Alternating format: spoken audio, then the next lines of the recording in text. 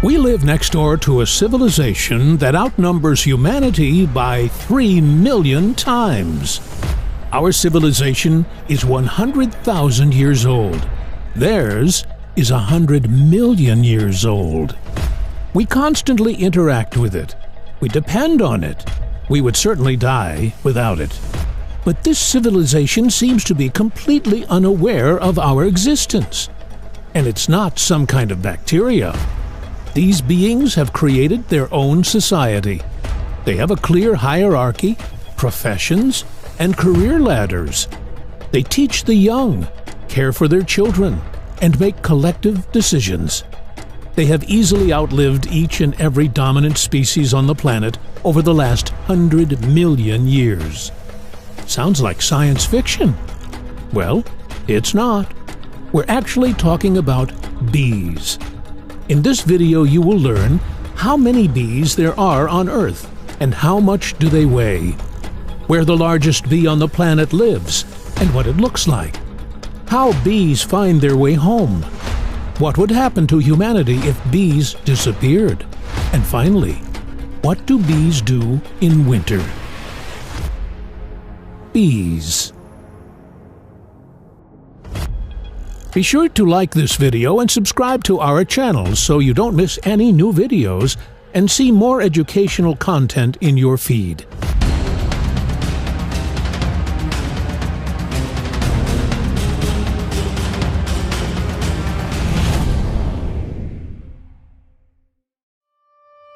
In the dark, abandoned barn, dimly lit through some cracks in the plank walls, he stumbled upon a pile of some cocoons, attached to the ceiling and walls with repulsive tendrils.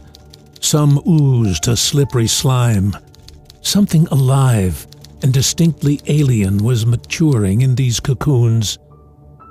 This might well be the beginning of a run-of-the-mill sci-fi movie about aliens, and you've probably seen something like this on screen. You must have probably thought, "Oh, thank God, there's nothing like that here on Earth." Are you sure, though? How about this? Yet, this is a nest of Trigona etama bees. But how is this possible? After all, even children know that a honeycomb looks like this. It's interesting that such a perfect hexagonal shape of honeycombs doesn't surprise you, even if it looks like something that came straight out of a 3D printer. This feels normal because we've grown so used to it. But if you think about it, this is nothing short of astonishing. However, these honeycombs look downright alien. But what if we told you that the shape of the nests is the least surprising of all the things you didn't know about bees? In case you didn't know it before, you may have gathered that these familiar little fellows aren't the only species. There are over 20,000 bee species globally, which is more than all mammal and bird species combined.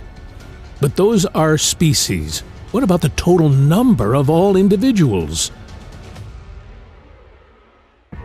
This gigantic number is hard to fathom, even if it were known.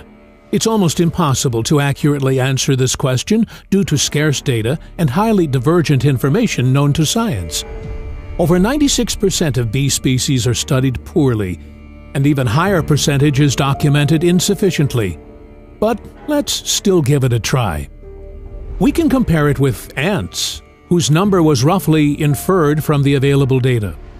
You'll see a bit later why exactly we choose to compare bees with ants. In total, there are about 11,000 ant species in the world, and the total number of individuals is 10,000 trillion or 10 quadrillion. As you already know, there are twice as many types of bees. However, just doubling the number of ants would be an oversimplification. Let's consider this from a different angle. We still have some idea of the number of domesticated honeybees, Apis mellifera. Because there are at least some statistics on the number of hives in the global honey production industry. According to various estimates, there are up to 100 million hives with domesticated honeybees in the world. There are roughly from 10,000 to 60,000 bees in each hive. Thus, there are between 1 and 6 trillion domesticated honeybees in the world. The only question is, how many colonies of wild honeybees are there? Do you think there are more or less numerous than domesticated ones? The answer is at least as many as domesticated ones, with some estimates indicating significantly higher numbers. However, let's consider the lower limit for the sake of caution.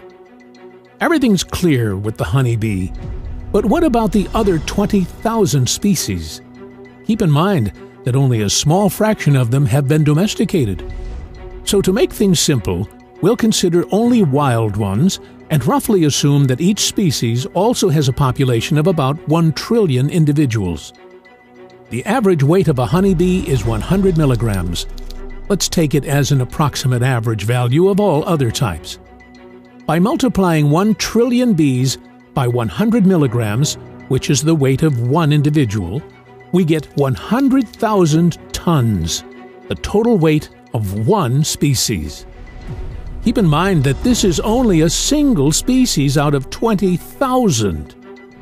Moving on, if we assume that other bee species have roughly the same population and weight, we multiply 100,000 tons by 20,000 species and get 2 billion metric tons. According to recent estimates, humanity weighs about 390 million metric tons in total. It turns out that all bees in the world outweigh humanity by at least 5 times, and the total bee population across all species is estimated at 20 quadrillion. Let us remind you that this is the bare minimum, as we based our calculations on the lowest possible value. Once again, this is a very rough estimate. The true population numbers for all bee species remain unknown, but the total order of numbers could be well like that. These creatures are found almost everywhere. Wherever there are flowers, they live on all continents except Antarctica. Every day, bees pollinate over 1 trillion flowers globally. Just so you know, that's a figure with 12 zeros. Not all types of bees live in colonies and store large amounts of honey for future use. On the contrary, they are a minority.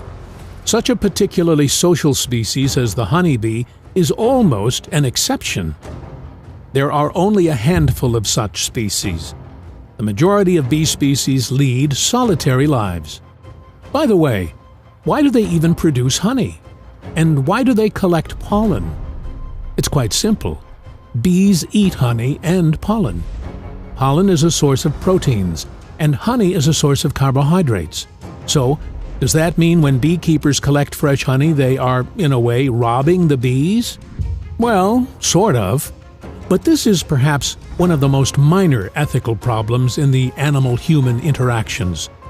Thanks to people, there are many more bees than there would be if we hadn't bred them specifically for honey production.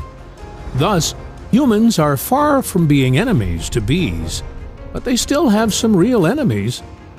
As a child, you might have learned from cartoons that wasps are bees' worst enemies. That's right. But at the same time, they are also the closest relatives.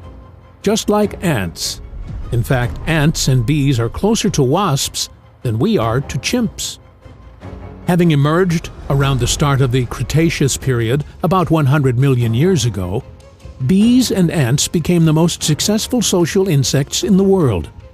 They've occupied many terrestrial ecosystems, easily outlived dinosaurs along with everyone else, and had a global environment impact, which continues to this day.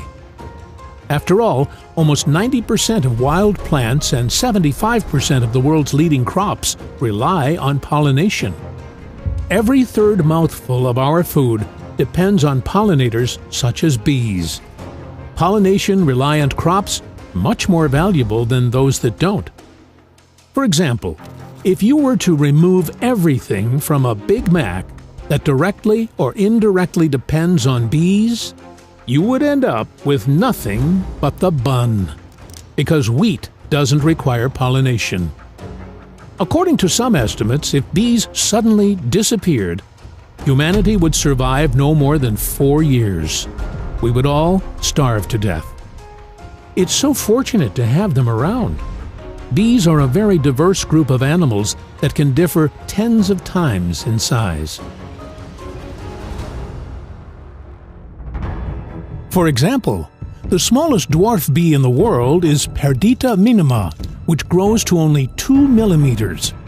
As one cartoon character once said, "It's tough to be a bug." But Perdita minima has learned how to use this size to its advantage. It can sneak almost anywhere, needs much less food, and doesn't have to build a large shelter. A day's worth of pollen for a regular bee can last this tiny one a whole week. But such a pipsqueak of an insect hardly seems impressive. The big bugs are where it's at. By the way, we have a video on giant prehistoric bugs. Now, how do you like this monster? The size of an adult human's thumb, with jaws like those of a stag beetle. This is the world's largest bee, Megachile pluto, or Wallace's giant bee. It was first described by British entomologist Alfred Wallace in 1858, but soon after, the species population drastically declined. The last sighting was in 1981 on the Indonesian island of Bacan. Researchers then found 6 nests. Since then, almost 40 years passed without any new data, and the giant bee was considered extinct. But one recent discovery has made quite a splash. On February 21, 2019, an expedition of scientists from Princeton University and a local naturalist found a female nesting in a colony of wood termites in Indonesia.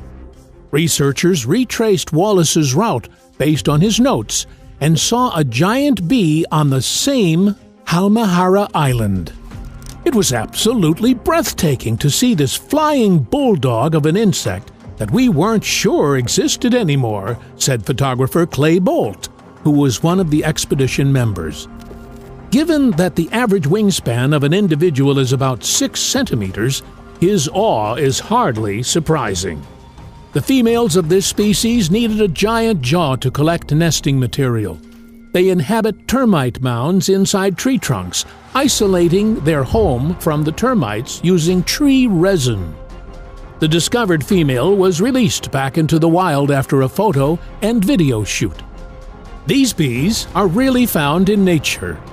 Now, let's see how this baby looks compared to a regular bee. However, when we say regular, we somehow assume that everyone knows everything about honeybees, but that's simply not true.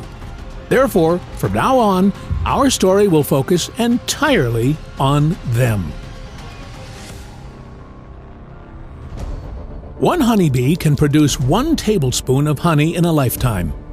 To produce a 270-gram jar of Big Island bees' honey, 683 bees must do the following: fly approximately 52,384 kilometers, land on 1,185,000 flowers, bring to the hive and process 2.7 kilograms of nectar.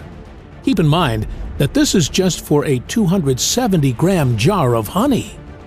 To make 1 kilogram of honey, bees need to visit between 4 and 8 million flowers. We bet honey doesn't seem so expensive now, does it? Entire factories are working to produce this delicacy. Each has an average of up to 50,000 employees. The average size of such a factory is 46 by 46 centimeters. No, we didn't confuse the units of measurement, because we're talking about the size of a standard commercial hive. The average bee swarm weighs 6 to 8 kilograms. And calling such a hive a factory is not an exaggeration. Tens of thousands of living beings work in the hive every day, each within its job description, literally. During its lifespan, almost every worker bee manages to change several professions, from janitor and housekeeper to nanny, builder, grocer, mortician, and security guard. Only after this does the bee begin the task we know it for, pollinating flowers. We said these are all worker bees, so Are there any non-working ones? Of course. Honeybees are social insects, which means they live in colonies. They have a lot in common with ants in this regard, but the bee society is quite unique in its own way. The queen is the most important and vital member of the colony. The colony's survival, or its eventual degradation and depopulation, depends on her. There is only one queen in a colony, and the tens of thousands of other bees are her offspring, with rare exceptions. During transitional periods, there may be two queens, an old and a young one, or a mixed colony. The queen is the only full-fledged female in the hive. Only she alone can lay eggs, and that's all she does throughout her life. Who are the worker bees then? Males? No, they are also females, but their reproductive function is suppressed. Interestingly, ant colonies are designed the same way. Well, they are relatives after all. The worker bee is the main living unit of the colony, the main engine of this metaphorical factory. They do absolutely all the work, and are known as the most hardworking creatures on the planet. It's no wonder that bees embody selflessness. That's the way they are. We'll talk more about the extraordinary sacrifices of worker bees later. The third citizen of the colony is a male bee known as a drone. Unlike the queen, there are many of them, and unlike that of worker bees, their reproductive system is fully functional. What are they doing? It's logical to assume they ensure reproduction since drones are fully mature males. Right. But what else? Well, almost nothing. But things are much more interesting than they seem here, and soon you'll find out what we mean. In the meantime, let's find out what a bee is as a living creature. Like any insect, a bee looks like something perfect, especially under macro photography. A flawless mechanism with mesmerizing alien forms, and there's a reason it comes off this way. The bee's body is supported by a sturdy chitinous exoskeleton. In this respect, bees have more in common with fungi than with us humans. This isn't a joke, because chitin is actually found in fungal cell membranes. A bee's body consists of three parts: the head, thorax, and abdomen. The body is covered with hairs, in some places very densely. The body parts are connected by thin elastic membranes. There are 5 eyes on the head. Yep, you heard that right, and we are not mistaken. Bees have 2 visible big compound facet eyes, as well as 3 simple small ones that aren't as noticeable. They are located on the top of the head. Very soon you'll find out what kind of vision the bees have with such a bizarre configuration. There are also 2 amusing antennae on the head which consist of several segments, 11 in females and 12 in drones. You've probably seen how bees feel everything around them with their antennae. But this is by no means an organ of touch, but rather something unexpected. Just be patient, you'll learn about it in a minute. In front, the mouth is covered by a narrow chitinous strip which constitutes the upper lip. The upper jaws or mandibles are located on the sides. The strongly shifted lower lip, along with a pair of lower jaws, forms a proboscis. The abdomen of females is divided into 6 segments, while drones have 7. A bee has 4 wings, not 2 as many mistakenly believe. They are formed at the pupal stage. The front wings are larger, the back ones smaller. In flight, the front and back wings join together to form a single plane using small hooks on the front edge of the rear pair of wings. That's why it seems like there are only 2 wings. When the bee lands, these hooks detach and the wings fold along the body. The total number of such hooks is from 17 to 28. A bee can fly as fast as 65 kilometers per hour without a load, and can reach up to 20 or even 30 kilometers per hour with a load while making 200 to 250 wing beats per second. They can fly up to 3 to 4 kilometers from the hive, sometimes much farther. Finally, the most interesting thing is what and how bees sense. Compound eyes consist of a huge number of tiny eyelets called facets. The queen has the fewest number of 3,000 to 4,000. Worker bees need them more, so they have up to 5,000 facets per eye. With up to 10,000 facets, drones have the sharpest eyes. In general, bees have excellent vision and navigate well using their mosaic eyes.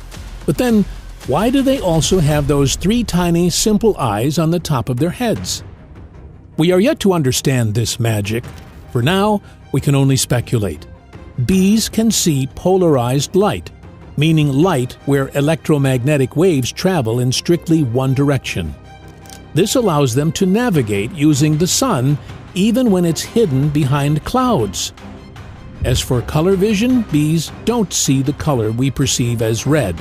But in addition to yellow and blue, they can distinguish ultraviolet. Now, let's get to those amusing antennae and uncover their secret. For bees, they serve as organs of smell. Bees don't breathe air the way we do, by pumping it into the lungs. Air enters directly through openings on their bodies called spiracles. Bees don't inhale air, so they don't need to touch something to smell it.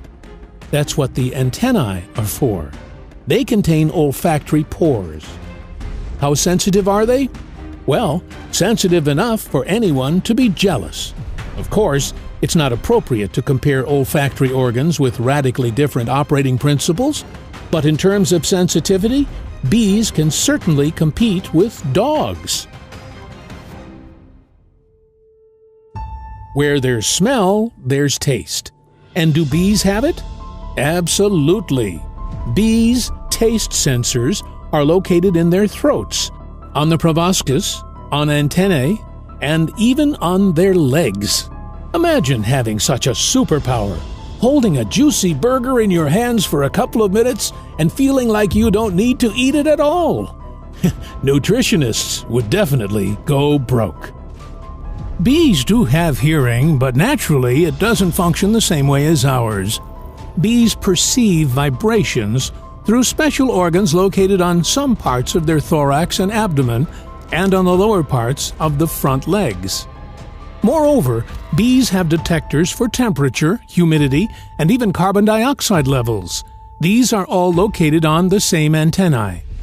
And finally, it's worth mentioning something that bees don't use as a sensory organ, but can make someone else feel quite acutely. Of course, we're talking about stinging apparatus.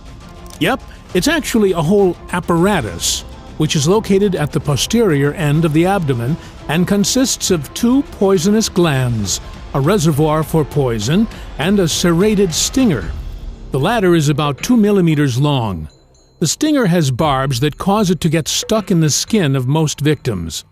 For the same reason, a bee's sting is fatal to the bee itself. Having pierced the skin with its stinger, the bee instinctively tries to fly away, and the stinger, along with a capsule of poison and a piece of intestine, escapes from the bee's abdomen. The severed stinger contracts for some time, injecting venom, a ghastly sight to behold. For a non-allergic person, a bee sting is unpleasant but entirely harmless. From one bee. But provoking an entire colony is unwise. 500 stings can send the poor guy straight to the hospital, and 1,000 would probably be fatal. For an allergic person, even one sting could be enough to cause a potentially fatal anaphylactic shock. By the way, this kind of allergy isn't so uncommon. According to statistics, up to 7% of people are allergic to bee venom. But in reality, bees are far less aggressive than many believe. Under normal circumstances, a bee has no business with you, and if you don't bother it, it won't bother you. And drones can't harm you at all, even if they want to, because it has neither poison nor even a stinger. Like many other insects, bees go through 4 stages of development: egg, larva, pupa, and adult. How exactly do all these amazing metamorphoses happen? This is very different from the metamorphosis of a butterfly because it involves well-coordinated teamwork. It all starts with an egg deposited by the queen in each cell. There are fertilized and unfertilized eggs. The latter gives rise to drones. From the fertilized ones come worker bees and, if needed, queens. The queen needs 16 days to fully develop. The worker bee takes almost a third longer, 21 days, and the drone takes even longer, 24 days. Let's first consider how a worker bee develops. 3 days after the queen lays an egg, it turns into a larva. Healthy larvae are white and shiny in the light. Larvae grow quickly and eat 24 hours a day. In the first few days, bees feed the larvae a special substance called royal jelly. It is a chemically complex and nutrient-rich white substance produced by the nurse worker bees in the mandibular gland. The diet is strictly individual for worker bees, drones, and future queens. The jelly for 1 2-day-old worker bee larvae contain a lot of protein, up to 70% of dry weight, and relatively few carbohydrates and fats. For 3 to 5-day-old larvae, the protein content is reduced by almost half, but the proportion of sugars is higher as the stored honey is used. The jelly for drone larvae contains up to 60% protein. As the larvae grow, they molt 5 times, becoming 1,500 times larger than the tiny worm that hatched from the egg. After 5 days, worker bees seal the cells with larvae inside. The sealed larvae gradually turn into pupae. At this stage, the larva transforms into a bee. Wings, legs, and eyes begin to form. Then the color of the eyes changes. At first, they are pink, then purple, and finally turn black. Hairs appear on the body. The pupal formation process takes 12 days. The insect stays inside the shell for up to 9 days. During this time, it doesn't receive food, but uses up the 8 days' worth of preliminary supplies. The fully formed bee chews through the cell cap and joins its family. Both queens and drones develop similarly to a worker bee, with the only difference in diet and timing. And depending on who exactly was born, a queen bee, a worker bee, or a drone, the lives of these 3 creatures will be strikingly different, because nature has designed a unique program for everyone, and it should be followed to the letter. Now, let's take a closer look at the typical fate of each, starting with the queen. Keep in mind that any fertilized egg can become the hive's queen, but which one specifically depends largely on the worker bees. They decide which cells will become queen cells and what to do with them next. Indeed, they prepare not just one cell, but several, even though the collective mind plans to raise only one queen. A larva hatches 3 days after the eggs are laid, and the bees begin to feed it royal jelly. It continues to subside exclusively on royal jelly until the cell is sealed. Such a strict diet ensures that the larva will develop into a queen. The larva grows rapidly, and 8 to 9 days after the egg stage, the bees seal the queen cell with a porous cap made from wax and bee bread. Inside, the larva transforms into a pupa over 7 to 8 days, and then into an adult, a virgin queen bee. The first thing the virgin queen does upon emerging from the cell is mercilessly killing its rivals, other young queens. This is why bees lay a whole set of queens, to ensure that only the strongest, healthiest, and most agile one survives. Everything happens here according to natural laws. 3 to 4 days after emerging from the queen cell, the virgin queen starts to undertake orientation flights. She will have to familiarize herself with the area and the surroundings. This takes several days. The queen needs to get used to flying fast, as she needs to prepare for an epic event: mating. And we're not exaggerating about the epicness, because bee mating is quite a spectacle. On the 7th to 10th day of life, the virgin queen makes a nuptial flight to mate with drones.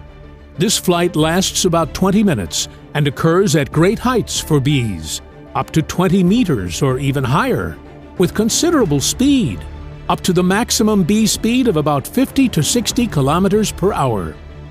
Why go to such lengths? For the same reason other species have similar tournaments, to ensure that only the strongest males end up passing on their genes. And this is a case where there will be more than one winner, far from just one. The queen is usually inseminated by 7 to 10 drones. Sometimes their number is higher, and the queen may venture out more than once. Ultimately, the queen can mate with dozens of drones, all for the sake of genetic diversity. By the way, the queen prefers to fly several miles away from the nest to minimize fertilization by males from her own colony. Bee queens are absolute record holders among social insects, alongside some species of nomadic ants in terms of the number of matings with males. For the fortunate males, everything ends almost as soon as it begins. Literally everything, including their life. Having caught up with the queen, the drone extends its reproductive organ, the endophallus, inserts it into the female's abdomen, and injects all the sperm into her under enormous pressure. At this moment, the drone literally squeezes out all its juices. He uses almost all of the hemolymph in his body to create an explosive thrust of seminal fluid. This is a kind of hydroshock, which sometimes can even be heard without any special equipment. Of course, the drone dies instantly after this. Its abdomen is torn to shreds, and the endophallus detaches and remains in the queen, while the now dead drone falls lifelessly to the ground. But within a few minutes, the next suitor reaches the queen. He removes the severed endophallus of his deceased predecessor from the queen's abdomen, only to repeat the poor fellow's fate. This is how a dozen or two drones end their lives. But for the queen, everything is just beginning. She now carries a priceless treasure, the sperm of several dozen drones.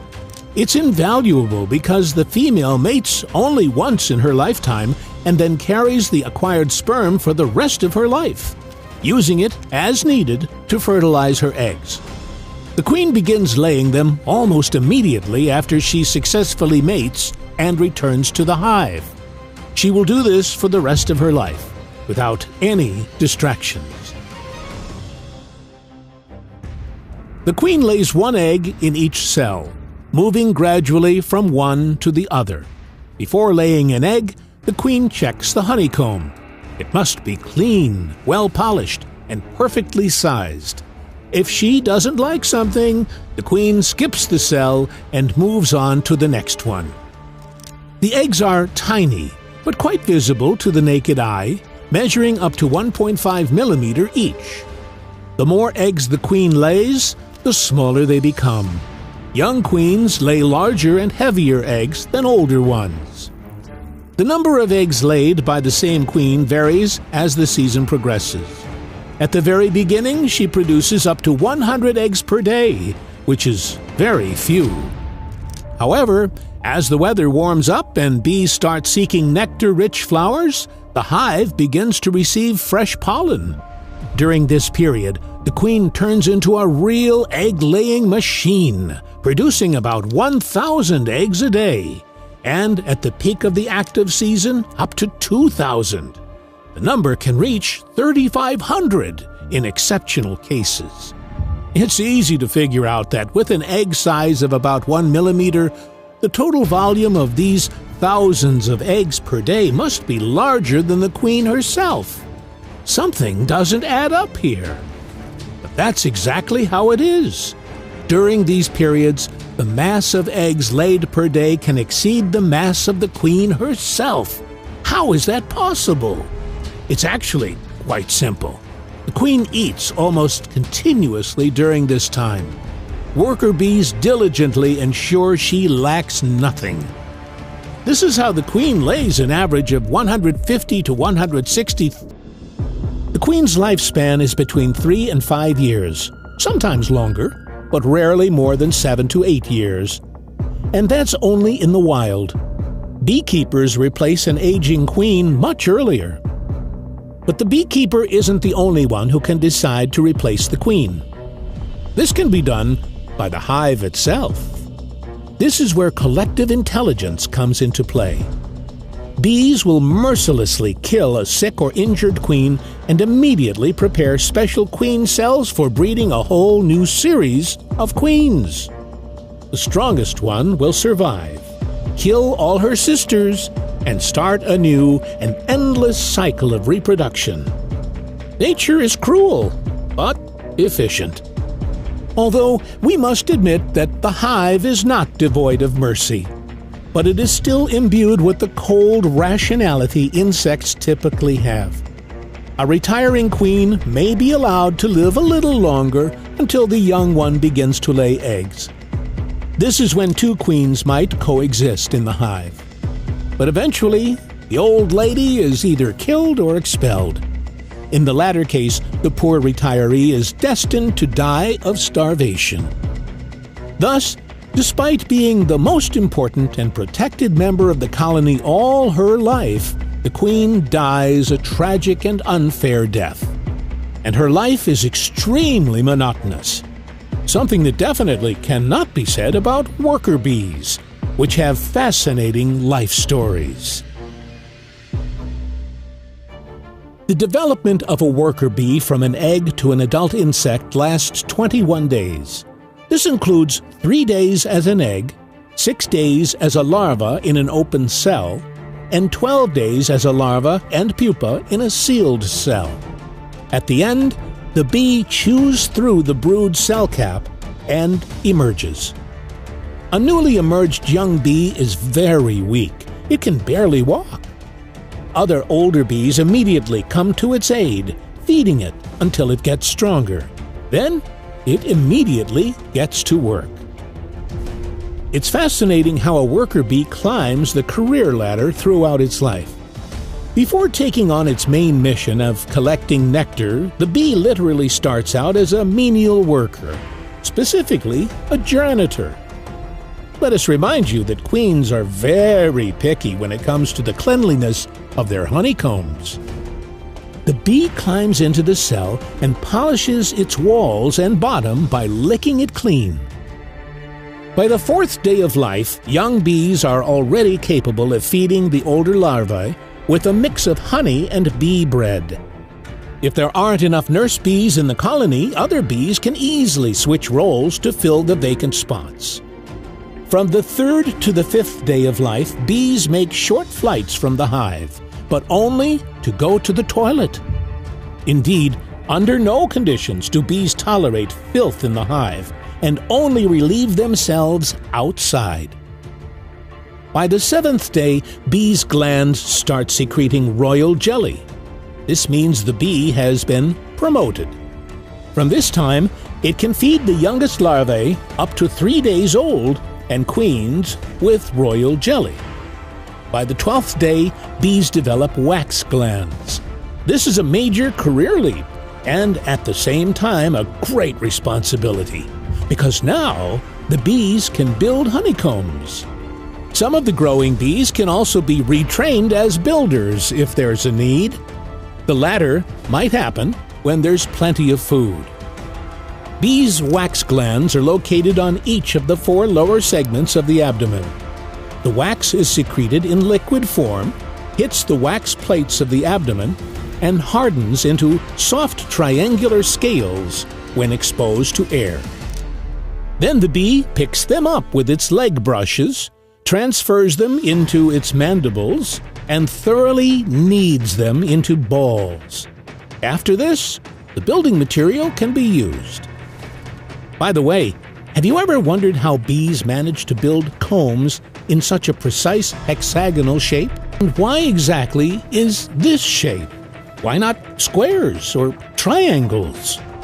Firstly, it's the most efficient shape. It allows for the minimal use of building materials while maximizing the internal volume of each comb, leaving no gaps between them. But don't be quick to assume that bees manage to carry out complex calculations and determine the mathematically precise ideal shape of a honeycomb. At least, wait until you hear our next fact. The truth is, bees don't make hexagonal combs, but rather circular ones, or more accurately, cylindrical ones. It's the laws of physics that make them hexagonal. Bees fill the gaps between cylindrical combs with wax. Newly built cells are very pliable because the wax is still warm. Under the force of gravity, the cylinders settle and flatten against each other, taking on a hexagonal shape. However, not everything comes down to physics. The bees do influence this natural wonder by building cells at a specific angle, so that after deposition and solidification, they end up in the desired position. It's as if they know that the cylindrical shape isn't final.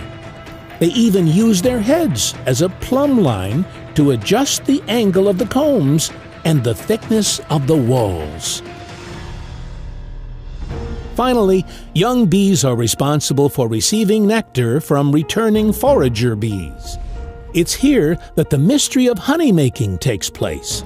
Here's how it happens. On average, fresh nectar contains about 50% water. It may range from very liquid to thicker varieties. It cannot be stored in this form for long, or else it will quickly start to ferment. Therefore, nectar processing starts in the honey crop of the foraging bee. When the forager returns home, it passes the collected nectar to a worker bee. The receiver bee sucks the nectar from the mouth of the foraging bee with its proboscis.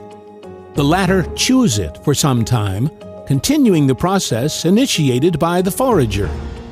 Then the receiving bee periodically releases nectar into the tip of the proboscis and swallows it back. The bee saliva's enzyme, invertase, breaks down complex sugars into simple ones, glucose and fructose. The bee performs this operation about 240 times with the same sip of nectar. The bees place the processed nectar into honeycombs, but it's still nectar, not honey. Now they need to remove excess moisture from it. This is done by transferring the nectar from comb to comb until the water evaporates to at least 21% of the volume. This process takes between 8 and 10 days. During this time, honey has already formed, but it is still unripe and liquid. To speed up water evaporation, bees fan it with their wings. Hundreds of bees do this at the same time. So when you're near a hive and hear a lively buzzing inside, know that the bees aren't flying back and forth, but working as fans. When the syrup in the honeycomb reaches the desired consistency, the cells are sealed with wax. This sealing is a sort of quality mark, stamped by the bees themselves. It means the honey is ready and won't spoil, and no air can enter a sealed comb. Before that, the composition is enriched with enzymes and practically sterilized. All these processes transform nectar into honey. In this state, honey can be stored not just for years, but for centuries, remaining not only edible, but also delicious. In general, young bees at the age of 15 to 18 days who haven't been promoted to nectar foragers continue to perform many other jobs in the hive, often changing roles and mastering a variety of professions if needed. For example, some will have to serve real military duty by guarding the nest. This is usually one of the last hive jobs for young bees. But whom do the guards protect the colony from? Anyone. The wilderness is full of sweet tooths, from other bees and wasps to all kinds of creatures, including bears. Many animals, especially birds, wouldn't mind snacking on the bees themselves. This is why some individuals are called to serve in the bee border forces, so to speak. The position of a guard isn't permanent. Some serve a day, others a week. The age of conscription also varies from 1 to 3 weeks of age. A typically strong colony has between 10 to 20 guard bees, simultaneously patrolling the hive entrance. The guarding mechanism works like this. Guard bees have excellent vision, although it's not the only thing they rely on. Bees have a friend or foe olfactory system. The smell of a bee is its passport, and each colony has its scent. Let us remind you that these segmented antennae serve as the olfactory organs. Any suspicious individuals are thoroughly sniffed and almost touched with the antennae. Guards recognize their own not just by scent, but also by behavioral patterns. Hive members usually enter leisurely and confidently, while foreign thief bees try to sneak into the hive quickly to remain unnoticed. However, the olfactory pass can be annulled by the border guards themselves. The bee border service also includes veterinary control. A bee that has contracted an infection may not be allowed in. The same goes for a bee from another colony. Such an uninvited guest is regarded as a thief. Unfortunately, theft in the bee kingdom is quite common. Now, here's the question. We say that the guard bees won't let strangers in. What does that mean? They wouldn't block the passage with their own bodies, would they? That's right. Bee security officers have a rich arsenal of other enforcement measures. If an unwelcome guest doesn't go away on its own, they will try to deprive it of wings, antennae, and other body parts. Other guards will come to help. In the end, the crippled, helpless thief with nibbled wings is thrown to the ground, where it dies. In such cases, they may not use the stingers, which are reserved for greater threats. We've mentioned that the security staff is not permanent, and its number can quickly increase due to an alarm. The alarm signal is triggered by the sting apparatus, which secretes a complex pheromone called isomyl acetate. When a bee stings someone, that smell causes the hive to attack. In simpler terms, the insect marks the uninvited guest as a target, at the cost of its own life, because stinging means imminent death for a bee. In the face of a serious threat, the entire colony is put on high alert, and all worker bees temporarily become guards, sacrificing their lives to protect the colony. In the case of urgent alarm, individual bees position themselves at different spots around the entrance and perimeter, lift their abdomen, and slightly expose their stinger. At the same time, an alarm pheromone is released. Soon, more and more new recruits take off to attack the intruder. Although all guests are uninvited except for members of the bee family, not all may pose danger. These amazing social creatures have a unique mechanism for obtaining citizenship. A typical example is when a stray bee asks to join a family. This happens when the poor thing has flown too far from the nest and realizes it won't have the strength to return. Two potential scenarios may play out in this case. It's believed that if a bee doesn't arrive empty-handed, it will be accepted immediately and unconditionally. However, this is not entirely true. An immigrant bee, even if it brings a full crop of nectar and bags full of pollen, often has to endure a somewhat humiliating customs inspection procedure. Observant beekeepers have seen this scene more than once.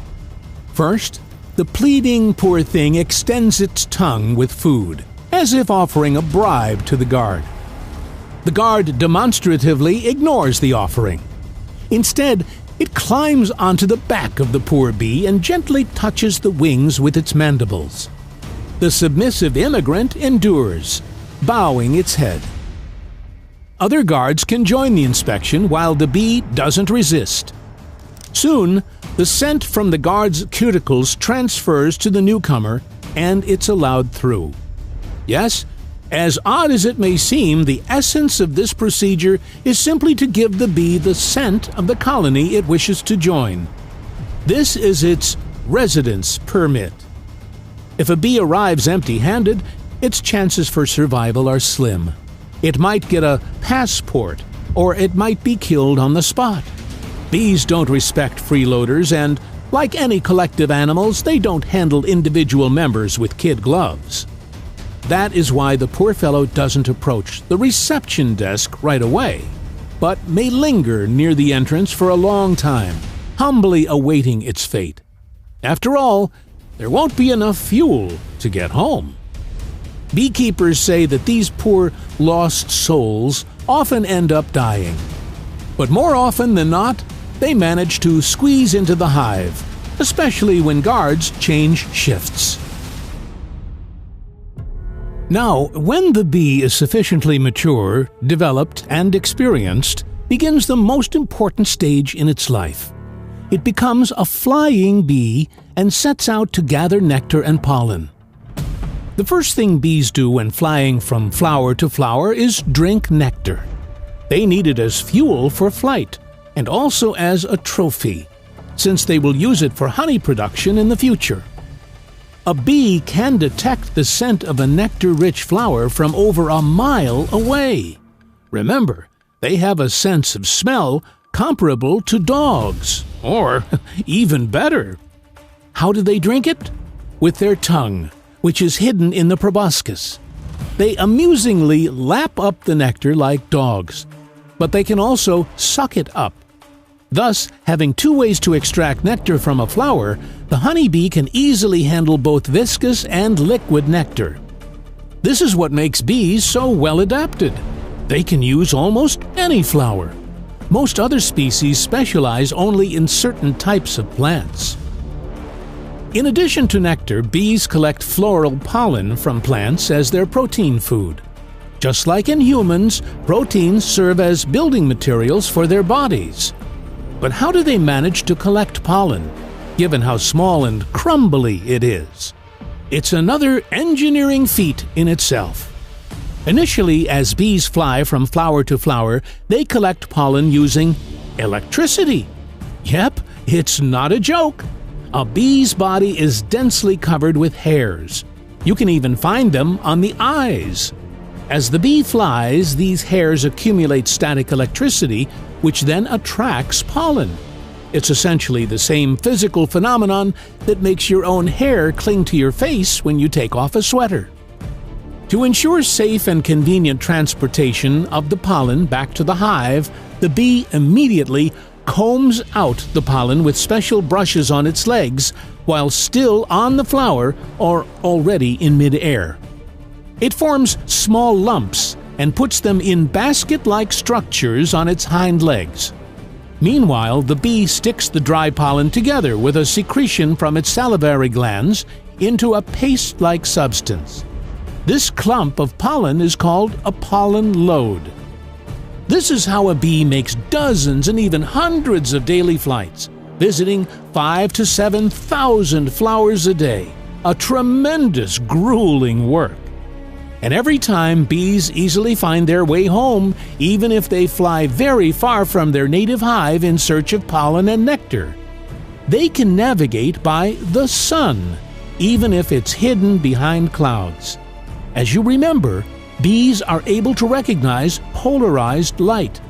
They also rely on their sense of smell and even navigate by linear landscape features like roads and rivers.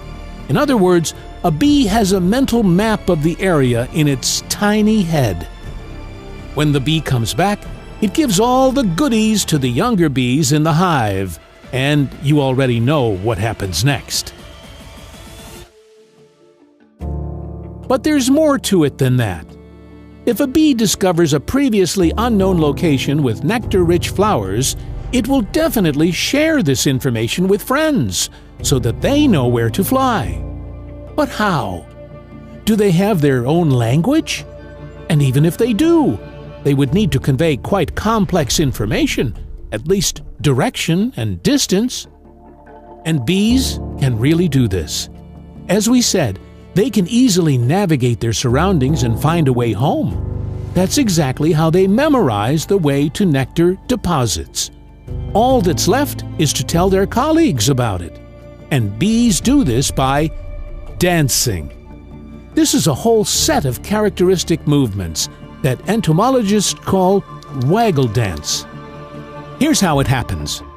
To be precise, we are talking about a combination of two types of dance: waggle dance and round dance. The bee moves in a straight line, vigorously and quickly wagging its abdomen from side to side. Then it turns around, draws a semicircle, returns to the same spot, walks the same distance as before, shaking its belly, then turns around again in the opposite direction, returns to the same place, and repeats the cycle a few times. In this way, it creates a figure 8-shaped dance pattern with a wavy line in the middle. What does this body language mean? The bee dance encodes information about the direction and even the distance to the desired meadow with flowers. Although the first part is easy to believe, but the second raises questions. Indeed, the direction in which the bee goes, wagging its abdomen, indicates the direction of the food source. But its duration is also not random and encodes distance. Surprisingly, it's comparable to our human measurement systems. 1 second of the waggle dance corresponds to approximately 1 kilometer. Similarly, bees inform their kin about convenient drinking water bodies or new nesting sites. In these cases, the bee will show slightly different dance patterns. So if you see a bee dancing like this, it's not just having fun. This is also hard work. Indeed, the life of a worker bee is arduous labor, dedicated to the colony. With a potential lifespan of several years, it only lives 30 to 40 days during the season, because it literally works itself to death. And even its death aligns with the common good.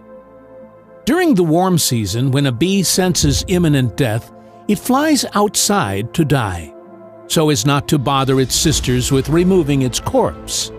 It no longer has any obligation. It dies free, right in mid-flight. The death of the drone is even more tragic. But first, let's talk about its life. You already know that drones emerge from unfertilized eggs. Thus, a drone has no father, only a mother, and is essentially her clone. This sounds strange because we're accustomed to a clone being 100% identical, and the drone, to put it mildly, doesn't resemble the queen. Nevertheless, they are fully genetically identical. How can this be? The answer is simple, and it's all about diet. As you remember, it's special early nutrition that makes a queen a queen. Similarly, what makes a drone is a unique diet at an early stage of development. It takes about 40 days for a drone to undergo all the stages of development from an egg to a mature male. 24 days pass between the egg stage and the emergence from the cell, that is, birth. However, drones aren't ready to mate right after they're born. It will take another 14 to 16 days for them to fully mature. Only after this is the drone ready to fertilize a virgin queen. But such a mission is only reserved for chosen ones, a tiny percentage of all drones born during the season. Almost none of them will ever meet their queen. So, what do they do all summer? Perhaps they help the worker bees? If you look at the life of a drone, one might think it's some cruel evolutionary joke on worker bees. While they work their butts off, the drone spends its life doing virtually nothing. It eats for 3, literally, consuming 3 to 4 times more honey and bee bread than a worker bee. It flies around for its own pleasure, basks in the sun, and has fun. No one has any complaints against it. It can even enter another bee colony, and nothing will be held against it. The drone will even be welcomed there. Do you remember what humiliation a worker bee endures trying to get accepted into a foreign hive? Drones, on the other hand, are accepted without any questions. The most it can do to help the worker bees is to ventilate the hive. When the bees flap their wings in unison to cool the room, the drone may also grace them with some sympathy flaps. To be fair, even if the drone wanted to collect pollen and nectar to build honeycombs, it wouldn't be able to. It simply lacks the tools for these tasks. Nature did not prepare it for this. However, behind all this drone idleness lies something very important, something that justifies its parasitic lifestyle. All this time, a drone's body is producing sperm to fertilize the queen in the future, and it needs to produce about 10 million sperm cells. It's an extremely energy-consuming process, which is why a drone eats for 3. Even the fact that it busily flies around all summer is not due to idleness. The drone is, in a literal sense, training to improve its endurance, flight skills, and alertness. After all, let us remind you that mating with a female occurs at a high altitude at an enormous speed, even for bees. This is why drones need to be physically fit to be up for the task. By nature's design, only the fastest and strongest drones can catch up with the queen bee. And in a colony, drones make up about 14 to 16% of the total bee population. Moreover, there are tens of thousands of regular bees in one hive, and as we know, there's only one queen. Why such an imbalance? It's simple. Everything related to reproduction is a priority for bees. Nature spares no expense in this regard. Hence, it produces drones in huge excess. Then, as in all of nature, the strongest will prevail. The fastest, most agile, and most vigilant. Despite their short-lived triumph, they are destined to have a sad end. What will happen to the rest? Their fate is even more tragic. As the warm season winds down, nature offers less and less nectar. Bees prepare for winter, and drones become a burden. With no new nectar coming in, food must be used sparingly. The attitude toward drones in the hive is changing dramatically. At first, worker bees prevent them from feeding, pushing them away from the honey cells, and then they drive them out of the colony altogether. By the way, how do you think smaller worker bees manage to expel the larger drones? Considering a drone is 2.5 times heavier and resists with all 6 legs. Is it because there are more bees? No, it's actually much more interesting. Nature endowed female bees with alarm pheromones. Isomyl acetate is produced near the stinger, and 2-heptanone near the mandibles. The latter also acts as an anesthetic, similar to lidocaine. Have you ever had an anesthetic injection before dental treatment or extraction? It's the same principle. The bee first bites the male, injecting 2-heptanone to partially immobilize it, then drags it out of the nest. Interestingly, the drone's weight is not an issue. Bees are incredibly strong. They can lift a weight 30 to 40 times their own. In this respect, bees are similar to their relatives, the ants. As a result, hungry, exhausted, and almost immobilized males die en masse right at the entrance to the nest. Sometimes, bees spare several drones for the winter, for instance, if they are dissatisfied with their queen and plan to replace her after wintering. But typically, they deal with them mercilessly. We talked about queen bees, worker bees, and drones, but there is another creature in the bee kingdom that many scientists believe to have high intelligence and possibly even a semblance of a mind. The creature is a hive itself. Hive mind, swarm intelligence, group intelligence. Although science fiction writers use these terms left and right, they didn't actually come from this genre. Scientists have been studying the behavior of social insects for a long time, continually amazed at how thousands of individuals can engage in coherent, rational behavior, which sometimes even seems conscious. And some of these discoveries can send shivers down your spine. This collective organism never hibernates. The hive simply waits out the cold season. The bees huddle in a tight ball and warm each other up with their bodies. They feed on honey and pollen stored over the summer. To keep the hive clean, they don't relieve themselves, holding it in until spring when they can go outside. Many bees don't survive the winter. Sometimes by spring, the bottom of the hive is covered in a carpet of dead bees. But even after a sharp population decrease during winter, the bee family can quickly recover during the season and continue to live. And each colony has its own unique life. Any beekeeper will tell you that each bee colony has its peculiarities and even its own personality, in a psychological sense of the word.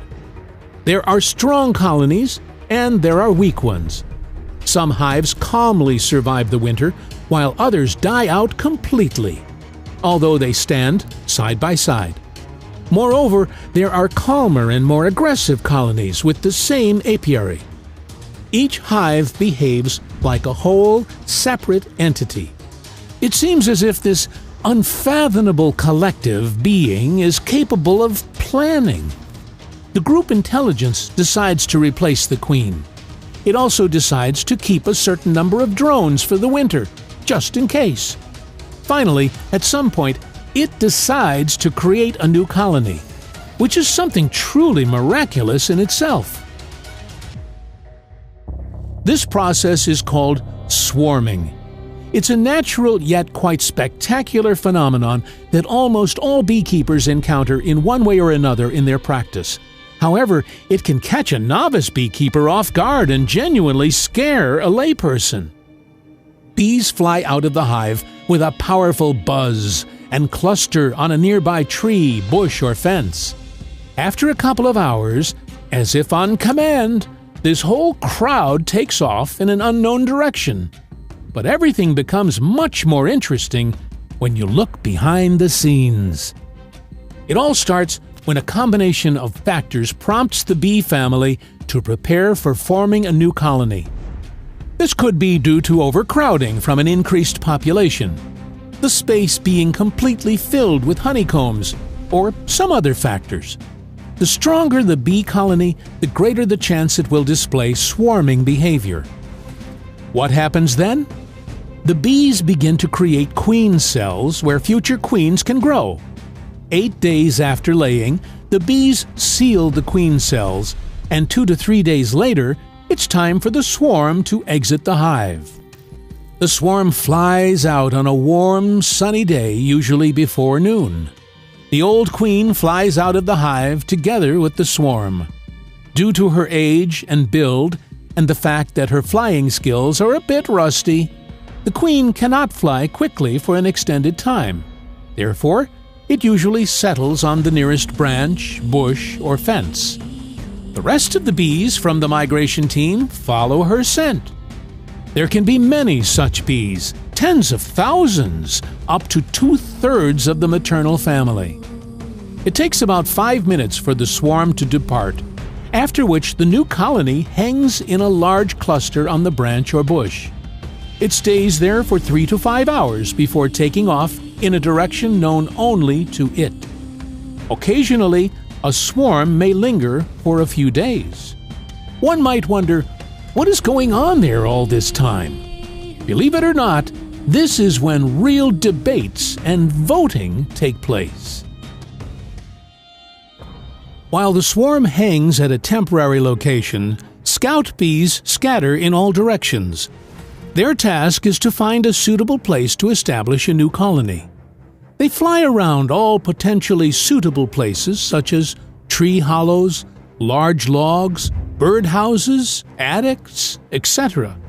The main criteria are protection from bad weather and predators, as well as spaciousness. Having enough room is critical for survival. After all, bees need substantial supplies of honey and pollen to overwinter successfully. When scout bees discover suitable places, they return to the swarm's temporary site and perform the same waggle dance we've told you about. And here's the most interesting part. Different bees bring data from various places. They tell their relatives, "We need to fly over there." But how to decide? To do this, other bees go to the specified places and check if everything's okay. If so, they return and dance in the same direction, thereby affirming their solidarity with those who went there before. The process is repeated. The bees compare places in this way until gradually one direction is deemed as the best by the majority. As soon as the bees reach a consensus, the swarm immediately takes off and goes to a new location. This is a remarkable example of such tiny creatures exhibiting clear signs of a democratic society. While swarming behavior can be easily explained, other consensus decisions of the bee family remain inexplicable. For example, beekeepers sometimes observe absconding in the fall, commonly known as colony collapse disorder. It involves bees leaving the hive for unknown reasons, even though there's enough food inside for wintering. Why? No one knows for sure. Again, one can't help but think that bees are not quite what they seem. We're back to where we started. Although tons of scientific literature have been written about bees, we hardly seem to know anything about them. The honeybees were the first domesticated insects, or at least we consider them domesticated. They may have a different opinion. They don't perceive us as overlords. They likely don't perceive us as beings at all. We've been around for 100,000 years. They've been around for 100 million. To them, we're just a strange and fleeting phenomenon of nature that began and will end just as suddenly.